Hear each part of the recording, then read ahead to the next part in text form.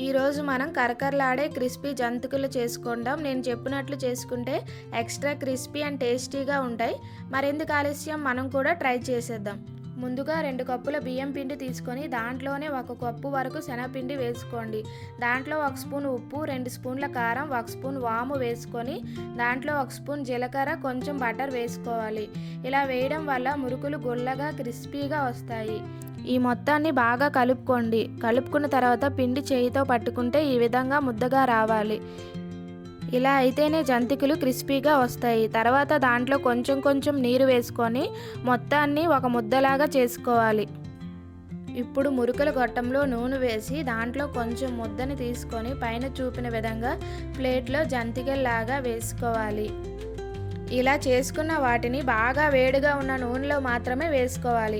అప్పుడే మురుకులు క్రిస్పీగా వస్తాయి. ఈ ప్రాసెస్ని లాస్ట్ వరకు కంటిన్యూ చేయండి. జంతికలను నూనెలో వేయగానే బుడగలు బాగా వస్తాయి.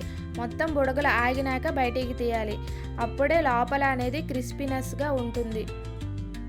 అంతేనండి, ఎంతో టేస్టీ అండ్ కరకరలాడే జంతికలు రెడీ అవుతాయి.